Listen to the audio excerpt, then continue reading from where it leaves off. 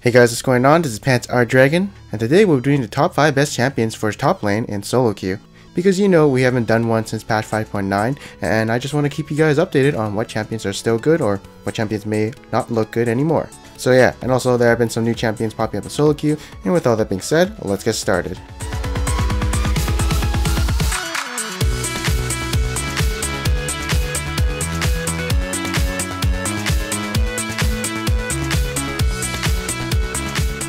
Okay, so number 5 is going to be Rumble. Honestly, I do feel like Rumble is a better pick than Gnar, just because he has more damage than Gnar, and yeah, that's basically it for me. He may not have the CC of Mega Gnar, but I feel like his damage output is way better, especially for, say, solo queue. I also like the fact that he is AP, so that if our AD carry does get fed, he'll be doing a lot of damage since the enemy team has to build armor and magic resist at the same time. And honestly, there's no reason for Rumble not to be in this tier list because he's been here so long without being untouched or the meta kind of changing a bit, so yeah. Next up we have Vladimir at number 4. Again, the reason he is in top lane, and still in top lane, is because no one takes Ignite, and that is his sole weakness, Ignite. Because if there is kill pressure on Vladimir, he is zoned for quite a bit. And if he has easy matchups, you know, against like tanks and stuff, then it's going to be pretty easy for him to deal with and have a free lane for him and scale better than most champions in the game. He's also being played as a mid laner right now, and you know, they do take Ignite, but that's why I do feel like he's a better top laner. Mid laner, he does have more summoners like Ghost and Flash. Right here in this top lane, again, a lot of sustain, so he can be healthy against these tanks or bruisers without Ignite. Yippee! I don't know, he's my go-to champion if I do have to play top lane since he's like super easy, and it's actually pretty hard to kill him unless you have like your jungler with you. Plus teleport helps him a bit so he doesn't lose farm and XP. And at number 3 is gonna be Rhys. Oh no. Okay, so before I said he was really bad, blah blah blah, I was young and stupid. But now I feel like he's actually really good, and there's one reason why, and that is because he has perma root with his W when he goes supercharged. That thing is stupid because once he's level 9, has a 1.75 second root with his W, and he's supercharged, boom, you're fucking perma rooted. And along with that perma root comes a barrage of Qs and Es and a bunch of damage coming your way. You know, his early game may not be the best until he's like, you know, level 7 or 9, kind of like Vladimir. But once he gets into that mid game and late game phase, or you know, level 9 in the laning phase, he becomes super powerful because you know the perma root thing. And once he gets into the mid game and late game phase, oh god, it's just terrible to deal with him because he has so much, well, damage and tankiness. And the only real cons he has is that he doesn't really have any escapes, so it's easy to camp him in lane. And when he's not supercharged, well, he's kind of, not that great. He's kind of underwhelming, but of course, once he's supercharged, then he's overwhelming. But yeah, he's definitely like a top ban in every solo queue game I've come across. The only reason he's not number 1 or 2 is, for some reason, I actually seen some games where he's actually lost, and I'm like, what? Like a lot of games I've watched, I don't understand. I feel like the enemy doesn't know how to play the Rhys, but maybe they're just lacking skill and not playing him to his full potential. Oh, FYI, people are maxing out W first. Ooh, and at number 2, we still have Hecarim, even though he did get nerfed this patch. The only thing that got nerfed on him was his home guard cheese, but even then, that is only a nerf to situational cases where he has to initiate and home guard and, you know, beat someone down. Which of course does happen pretty often, but I mean, it's not a nerf to his laning phase, and it's definitely not a nerf to just roaming around the map as Hecarim.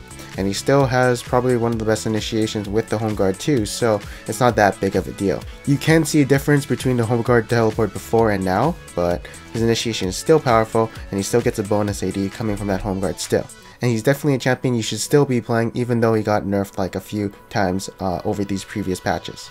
And at number 1 is still going to be Irelia, also known as the solo queue top lane god because she can carry a lot of games, has a 2.0 second stun still, and having one of the best on-hit steroids in the game, aka her hit 10 style true damage, makes her incredibly strong, especially with Trinity Force.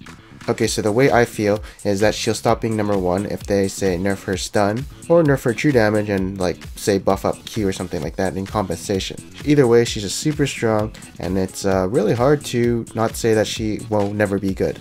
In Champion Select, she's often banned because of, you know, how good she is for carrying solo queue and her lane, and obviously. Even if she does fall behind, she still has that 2.0 second stun, true damage that doesn't really scale with anything, and all she needs is Triforce to actually do her damage, and then she can just build tanky right after. Next up, we'll be doing some honorable mentions, and first up is going to be Riven like always. Again, those nerfs didn't really hurt her, a bit of her mobility and a bit of her range on her ultimate because the missile speed is a bit less, but it doesn't really matter because she's already melee range, and if she's going to finish you with her wind slash, well, you're probably going to get hit because she's already up close in front with you. Oh, and like I say every video, if you know how to play her, like actually know how to play her and know your matchups and what to do in every situation, not just go in lane, mash your keyboard like every person says on my channel for some reason, and think you're gonna win the lane for some reason because you're playing Riven. No, that's not it. You're playing Riven because you actually know how to play her. Then next up we got Fizz. Okay, so you've seen a lot of Triforce, Skirmishers, Saber, tank Fizz, Cinderhulk I mean. And yeah, it makes sense to put him up in the top lane because Skirmisher's damage is increased by Fizz's ultimate. So yeah, that's a plus, along with his Sheen proc too, I guess. And right here you got this like Fizz with maxed out W doing a lot of damage to you.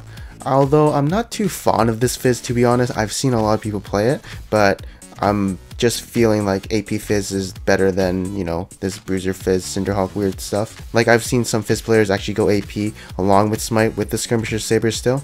But that's just what I see, and I feel like that's better in some ways. Next up, we might have Super OP Malphite. He's actually decent right now. I know I do play him sometimes if I have to.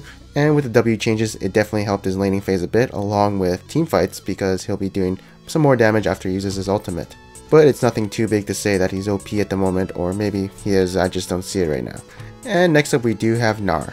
So he didn't really have any changes to him, obviously. Last time I said something about Black Cleaver making him like really good again, but it's a good item once he's ahead and he wants to like snowball his lead and kind of build offensively. But it's not really too much of impact, as if you're like kind of behind or, you know, going even with your lane, you still build full tank, so that's what you want to really do.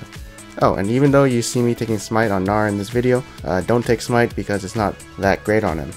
And yeah, in laning phase he is ranged, so he's, you know, strong and can harass the enemy. If he goes into Mega Gnar form, he will outtrade most enemies in that form. The only problem about Gnar is that he kind of falls off late game because his damage isn't there and he doesn't last a long time in his Mega Gnar form, which is his most useful form. But that's about it. Hey guys, so thank you guys for watching this video. I hope you guys enjoyed it. If you guys did enjoy this video, maybe you enjoyed top 5 best supports for solo queue as of patch 5.10, but honestly, it would be the same if I made it today. And then there's top 5 best mid laners for solo queue, that's already out, and then there's top 10 best junglers for solo queue, that's coming out later this week, so do look out for that. And again, if you guys enjoyed this video, subscribe right there to join the No Pants Party, and I am Panther Dragon, and I will see you guys next time.